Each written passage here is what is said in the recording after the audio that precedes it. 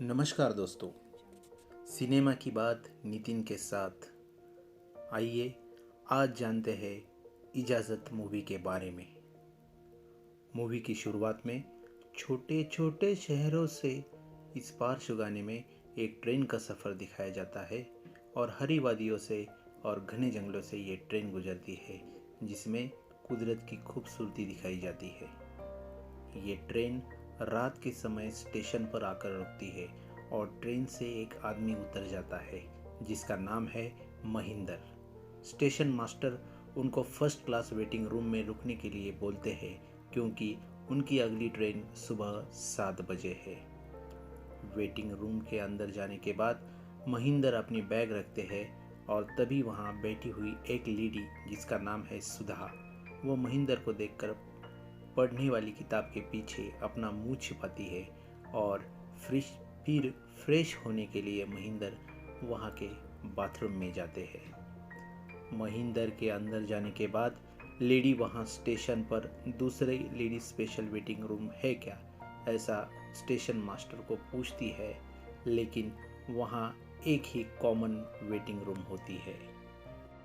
Fresh होने के बाद अपने सूटकेस से कपड़े निकालने के लिए जब महिंदर चाबी ढूंढते हैं तो उन्हें उनके सूटकेस की चाबी नहीं मिलती। अपने जैसे ही वीआईपी का सूटकेस वहाँ मौजूद उस लेडी का होता है, लेकिन वो तो कहीं बाहर गई हुई है। जब मोहन बाहर उसे ढूंढने के लिए जाता है तभी वेटिंग रूम के दरवाजे में ही दोनों का आमना सामना होता है और दोनों एक दूसरे की तरफ गहरी नज़र से देखते हैं, जैसे वो एक दूसरे को सालों से पहचानते हो। और यहाँ से मूवी रिकैप में जाती है। यहाँ से मूवी महिंदर और सुधा के वर्तमान यानी के वेटिंग रूम और अतीत में अनुरूप दिखाई जाती है, जैसे कि उस रात वेटिंग रूम में कई बार वो अपने अतीत को जी रहे हैं। दरअसल 5 साल पहले की बात है जब महिंदर और सुधा पति पत्नी थे। इन 5 सालों में अभी बहुत कुछ बदला है। वेटिंग रूम में जब महिंदर और सुधा दोनों चाय लेते हैं तो सुधा को अब चश्मा लगा है, तो महिंदर ने अपनी चाय में शक्कर कम की है और अपनी दाढ़ी बढ़ाई है। महिंदर एक व्यवसायी फोटोग्राफर था, इसलिए अपने व्यवसाय की वजह से उसे यहाँ वहाँ घूमना पड़ता था। महिंदर अपने दादा का बहुत आदर करता था और दादा के कहने पर ही उसकी शादी सुधा के साथ तय हुई थी। सुधा की माँ भी हमेशा सुधा की शादी को लेकर चिंतित रहती थी और वैसे ही वो बीमार थी। महिंदर के काम की वजह से उसकी शादी हमेशा आगे बढ़ती थी। ऐसे ही कई साल गुजर गए, इसलिए सुधा की शादी को लेकर उसकी माँ और चिंतित हो गई और ये बात उसने महिंदर के दादा को बताई।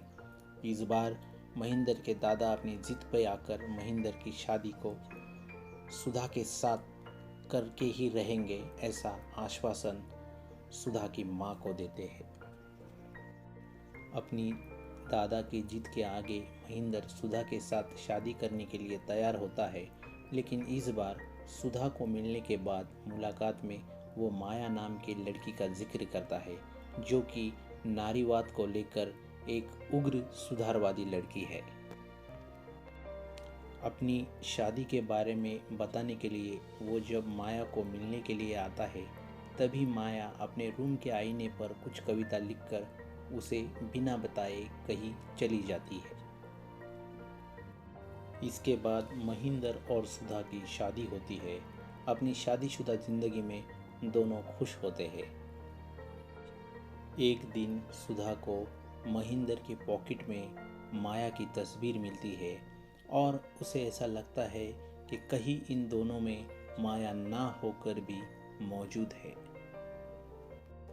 तभी फिर से मूवी को वर्तमान में उस वेटिंग रूम में दिखाया जाता है। दरअसल चाय पीने के बाद दोनों पुरानी बातों को याद किया करते हैं और तभी महिंदर को बहुत भूख लगती है, लेकिन वहाँ कोई खाना वाना नहीं होता है। महिंदर को सिगरेट की बहुत आदत है और इस बार हमेशा की तरह सिगरेट को जलाने के लिए सुधा उसे माचिस देती है। तभी महिंदर कहता है, आदतें भी अजीब होती है, कभी जाती नहीं है। स्टेशन मास्टर महेंद्र को विस्की पिलाने के लिए बोलता है, लेकिन सुधा उसे मना कर देती है। महेंद्र स्टेशन मास्टर की साइकिल लेकर बारिश में खाना लाने के लिए जाता है और आने के बाद भीगे हुए महेंद्र के बाल सुधा पोंछ लेती है, जैसे कि उनका रिश्ता फिर से कुछ समय के लिए जीवित हो गया है। महेंद्र के फ्रेश होने के बाद जब सुधा खाना लगाने के लिए जाती है, तभी भीगी हुई रोटी को देखकर दोनों एक साथ जोर जोर से हंस पड़ते हैं और फिर अचानक बारिश की आवाज़ दोनों को अतीत में लेकर जाती है। एक दिन माया महेंद्र के घर कॉल करती है और उसका फ़ोन सुधा उठाती है।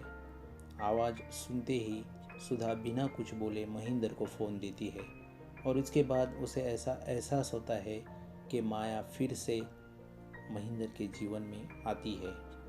माया के फ़ोन के बाद दरअसल महेंद्र सुधा को कहता है कि वो माया के बिना जीने की कोशिश कर रहा है। ऑफिस में फिर से माया और महेंद्र का फ़ोन होता है। महेंद्र से अलग होने के बाद दरअसल माया टूट गई है और उसके उदासीन और दुख भरी बातों को जानकर महेंद्र के आंखों में आंसू आते हैं और दरअसल माया अपने आप को ही इस बारे में दोषी मानती है और खुदकुशी करने की इच्छा प्रकट करती है। एक दिन घर में सुधा को माया का सामान मिलता है, तभी वो महेंद्र के साथ माया का सामान भिजवाने की बात करती है, लेकिन महेंद्र खुद लेकर नहीं जाता बल्कि अपने नौकर माधव के साथ उसका सामान भिजवाता है। महेंद्र के घर से आए हुए सामान को पाने के बाद माया उसे खत लिखती है, जो कि बहुत अर्थपूर्ण होता है। मेरा कुछ सामान पड़ा है, इस उपाधि से लिखी हुई एक कविता, और उसमें ऐसे सामान का वो जिक्र करती है जो ना मिटने वाली यादें हैं और जो ना तो महेंद्र भेज सकता है और ना ही भुला सकता है। माया का आया हुआ खत महेंद्र सुधा को पढ़कर सुनाता है और तभी सुधा को एहसास होता है कि इन दोनों के बीच में माया मौजूद है और खाली सामान भिजवाने से वो नहीं जाएगी।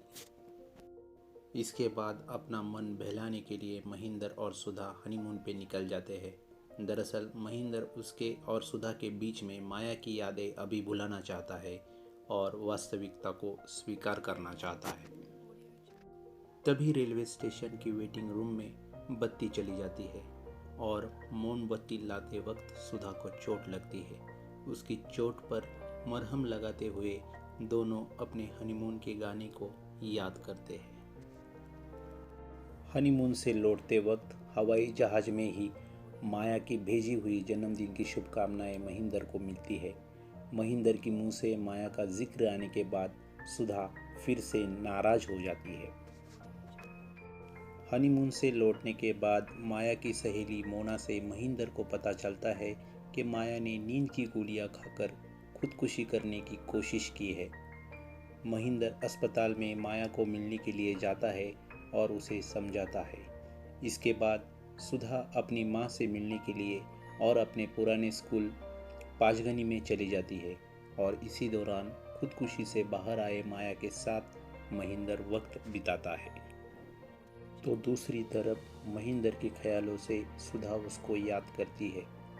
मायके से लौटने के बाद धोबी को घर के कपड़े देते वक्त उन कपड़ों में सुधा को एक झुमका मिलता है और इस बात से महेंद्र पर उसका शक और गहरा हो जाता है। इस बात का जवाब वो महेंद्र से पूछती है, तभी महेंद्र उसे बताता है कि खुदकुशी से उठे माया को वो अपने घर जरूर लेकर आया था और उसे भी माया को कुछ दिनों के लिए घर लाने के लिए सम्मति देनी चाहिए, लेकिन इस बात के लिए सुधा राजी नहीं होती है और दोनों का माया को लेकर झगड़ा हो जाता है। जब महेंद्र माया को लेने के लिए घर जाता है, तभी उसको उसके सहेली से पता चलता है कि वो इस बार भी बिना बताए कहीं चली गई है। जब वो अपने घर लौटता है, तभी सुधा का खत वो पाता है और खत में सुधा उसे लिखती है कि वो उसे हमेशा के लिए छोड़कर जा रही है। इस बात से महेंद्र को दिल का दौरा पड़ता है। मायके लौटी हुई सुधा भी अपनी माँ और महेंद्र के दादा को दोनों के बीच में मध्यस्थी करने के लिए मना कर देती है। इसके बाद सुधा महिंदर को खत लिखकर बताती है कि वो अब महिंदर की ज़िंदगी से हमेशा के लिए जा रही है और माया के साथ शादी करने के लिए वो अब आज़ाद है। सब याद करते करते महिंदर को नींद लग जाती है, लेकिन किसी ट्रेन की आवाज़ से वो फिर से जाग उठता है तो वेटिंग रूम के बाहर बेंच पर बैठी हुई सुधा के पास वो चला जाता है। दरअसल सुधा के जाने के बाद आगे क्या हुआ ये सुधा को भी पता नहीं था। दरअसल दिल का दौरा पड़ने के बाद 1 महीने तक महिंदर अस्पताल में रहता है। उसके बीमार होने की खबर सुनकर माया उसकी देखभाल करने के लिए उसके घर लौटती है। माया एक बहुत ही सनकी उटपतंग बातें हरकतें करने वाली लड़की है और उसे बाइक राइडिंग भी बहुत पसंद है। वो कविताएं भी अच्छी बनाती है और महिंदर से वो बहुत प्यार करती है। सुधा से भी वो बात करने की इच्छा रखती है, लेकिन उसे डर भी लगता है। कभी महिंदर से वो बच्चा मांगती है तो कहीं उसे अपने के लिए दूल्हा ढूंढने के लिए बोलती है। दरअसल उसके पिता ने दूसरी शादी की थी और बचपन से ही वो हॉस्टल में रहती है। स्टेशन पर बैठे बैठे सभी बातें महिंदर माया के बारे में सुधा को बताता है। दरअसल सुधा का लिखा हुआ खत महिंदर को मिलने के बाद सुधा के लिए महिंदर बहुत भावुक हो जाता है और ये सब जानने के बाद माया अपने आप को महिंदर और सुधा के सुखी संसार में उजड़ा करने वाली दोषी मानती है और उसी ही दिन महिंदर की बाइक से जोर से चलाते हुए उसका दुपट्टा बाइक के टायर में आता है और उसकी मौत हो जाती है। उसे बचाने के लिए महिंदर उसका पीछा करता है, लेकिन वो दम तोड़ देती है। आज 5 सालों बाद माया के मौत की खबर सुनकर सुधा बहुत दुखी हो जाती है। फिल्म के अंत में सुबह हो रही है और महिंदर और सुधा के ट्रेन का टाइम भी हो गया है। इसी दौरान रेलवे स्टेशन की वेटिंग रूम में एक आदमी आता है। दरअसल वो सुधा का दूसरा पति है। ये जानकर महिंदर को बड़ा ताज्जुब होता है। सुधा के दूसरे पति के लगेज लेकर जाने के बाद महिंदर सुधा को सभी बातों के लिए माफ़ी मांगता है। तभी सुधा भी महिंदर की माफ़ी मांगती है और उसके पाँव छूकर उससे इजाज़त लेती है, जो 5 साल पहले सुधा ने घर छोड़ते वक्त नहीं ली थी। महिंदर भी उसे माफ़ करता है और उसे और उसके दूसरे पति को शुभकामना देता है। वहाँ से निकलते वक्त सुधा के भारी पाँव और आंसू से भरी आंखें देखकर सुधा के दूसरे पति समझते हैं कि ये आदमी शायद उसका पहला पति ही होगा। सिनेमा के आखिरी दौर में सुधा जाते वक्त मजबूरी से निकलती है और महिंदर को मुड़कर देखती है, जैसे कि वो जाना नहीं चाहती है, और महिंदर भी लाचारी से उसे दूसरे पति के साथ विदा करता है और इस प्रकार ये फिल्म समाप्त होती है।